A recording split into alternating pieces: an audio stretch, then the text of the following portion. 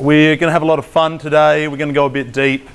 And I'm going to give you a better idea of what I do at Geelong Chiropractic, but more importantly, when we're choosing a practitioner, when you're looking at having someone take care of your health, your family's health and your friend's health, I think it's more important to understand why they do what they do rather than what it is they actually do.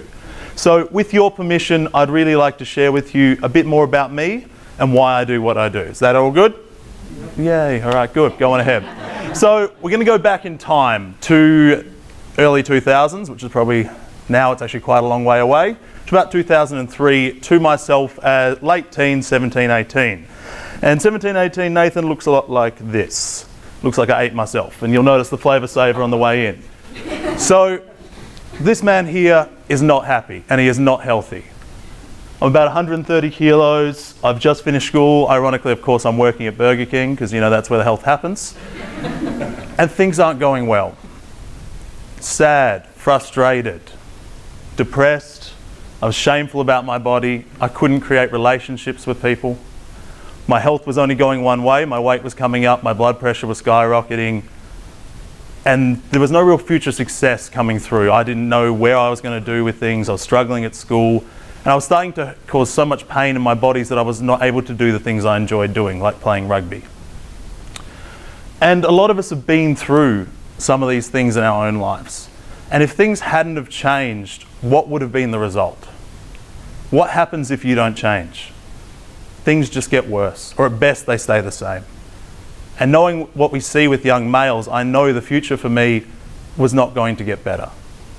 Depression was probably going higher. Knowing the results, suicidal thoughts was coming through. Further shame, lack of relationships, lack of business success. All these things were looking into my future because I didn't know what to do or how to do it. But I knew what I wanted. We always still know what we want, right? Whether we know our goals or not, we still have an idea of what we would like to achieve. I wanted to be successful. I wanted to help people. I wanted to be happy and vibrant and fun. I wanted to be able to stand in front of a room and not absolutely, I'm not allowed to use that word, but be really scared of doing it. But I knew there was no chance. And so when it came down to the end of the day, the simple thing that I always hold on to thinking about this time is that simple sentence. Things don't change unless you do. So what changed for me? Well, like most people that come into my office, I got a referral from my father to come see his chiropractor. And I walked through that door because I had some back pain and some neck pain and all that sort of stuff, thinking, oh, maybe I'll feel a bit better and I can jump out on the rugby field and break myself again. And what I found was something completely different. Now, the doctor sat me down, Dr. Taylor Vag, who's still practicing, and she's an amazing friend of mine now, and told me something that I'd never heard before. That my body was amazing, that it was designed to heal, to self-replicate and create optimum function in the environment. That my brain controlled my body by sending messages down my spinal cord, out through my nerves, to every bone, muscle, joint, tendon and organ in my body.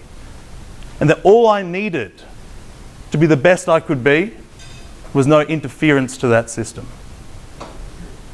And that blew my mind because I thought I was a slave to genes, that nothing could change, and that my body was a stupid thing that would eventually die. And I said to her, well, how did I get here?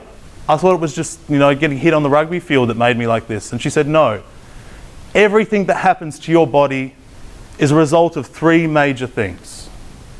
Three stresses that decide whether your body is going to achieve success or put you in an early grave. And I said, well, what are they? She said, the first one is physical stress. Playing rugby is as stressful on your body as sitting down every day at work. Falling out of trees as a kid, falling off bikes as a child, car accidents, all these things are physical stresses on your body. I went, all right, number two, she hit me with it. She said chemical stress. This is about how you eat, how you drink. This is pollution, this is, drugs, medication, all these things, how they affect your body. I said, well, what's the final thing? And she said, this is actually the most important, but the most neglected. Emotional stress. And this doesn't have to be depression, anxiety, mental health disorders. This can just be unhappiness with your work. with your partners, with what you're doing day to day.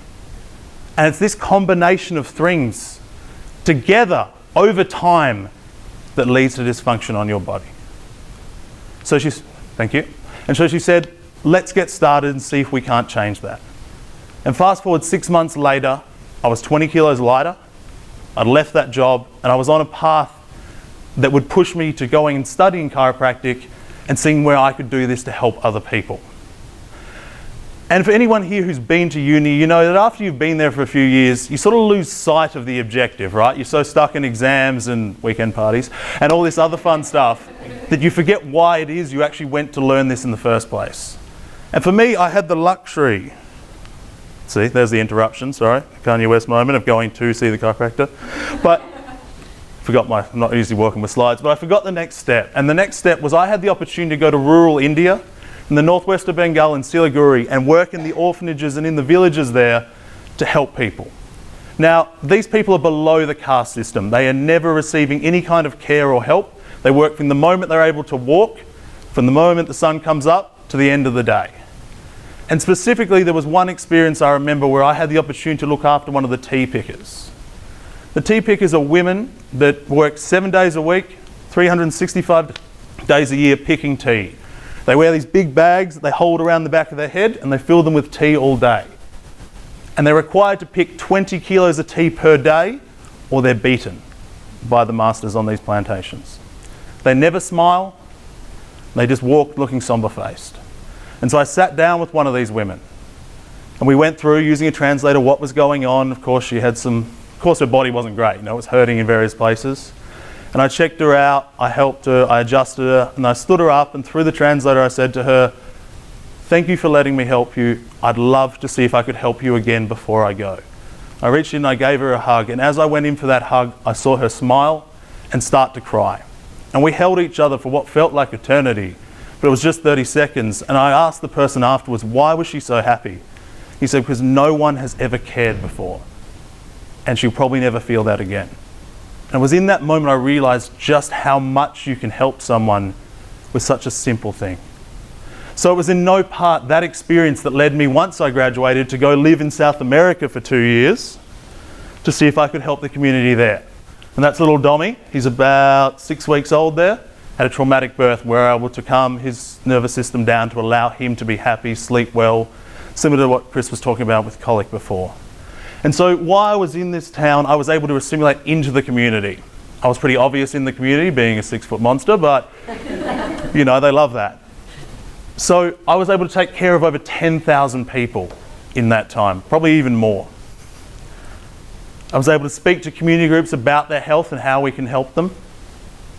I was very nervously able to go speak Spanish on national television in front of about 20 million people. Hola. I was quietly doing that word again right there. And I was really able to get involved with the community, so they were really part of who I were. And there's the no beard me hiding in up through here.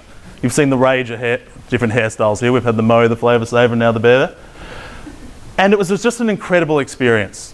But eventually it was time to come home and time to see the next community I could help. And after spending some time in Melbourne, I realised there's something that wasn't being fulfilled up there. And I was lucky I was sitting down with my good friend Dr. Hannah, which I know many of you have met. One afternoon she said to me, well, why don't you come help my community? Because they're in trouble. And I said, well, what do you mean? And she said, it's just come out that the Bellarine region, Geelong, is now the 3rd fattest part of Australia, with over 70% of adults obese or overweight and children not far behind. Thank you. And we know, and you know, the effects that can have on someone's now and their future, both happiness and the success of everything else, business, health, relationships. And so I'm here because I want to change Geelong for the better. I want us to be a shining example for the rest of the world. So that's a lot about me. As chiropractors, you know sort of what we do. I take broken people, I make them better, and I push them into the future. In Geelong, we are a family. If you come through our doors, you're there because we love taking care of you. We want to be part of your life long term to make sure you can achieve the best results possible. So I don't have a bread and butter. I don't have a cream or a dream client. I just would like to help see if I could be of service to you, your friends, or your family. And before I finish up, I'd like to just add one last thing. We heard before, I believe it was Angela talking about in education, about these most successful people that were thought that they could never achieve things. Abraham Lincoln, Michael Jordan, Bill Gates, all these people. But what we have to remember is these people have a team of people around them helping them at all times. A team for their business, a team for their health, a team for everything. And your health should be no different. You should have a team of people. You should have physio, chiro, Bowen, massage, acupuncture, kinesiology, Reiki, whatever it is. And I can tell you, as sure as the sun will come up tomorrow, that if you do not have a chiropractor on your team, you're not expressing your optimum potential. So if you'd like to change that, if you would like to truly see how good you can be and how long you can be it, I'd be honoured to help. I'm Dr. Nathan Bridger, and thank you for listening.